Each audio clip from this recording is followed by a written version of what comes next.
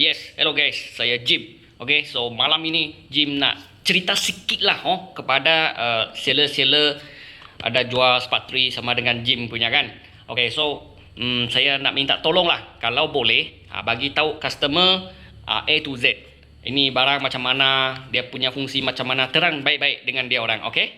Dan yang paling penting, jika customer korang ada jumpa masalah, okay, jangan panik. Korang cuba tolong dia orang.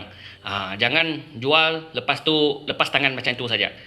Saya ada beberapa kali lah ditanya oleh customer lain yang beli sepatu ini dengan seller lain. So saya berharap lepas ni tidak akan berlaku lagi problem macam ini. Actually sangat senang saja. Sebab ini Fatec Malaysia Center, dia ada bagi kita 2 tahun warranty. So kalau ada apa-apa kita try to solve.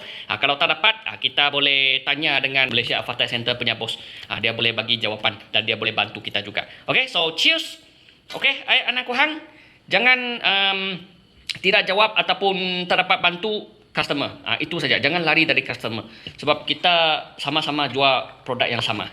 Nanti jenama terjejas tak baik. Harap sama-sama kita murah rezeki dan hang on huat. Itu saja. Cheers. Anak kuhang.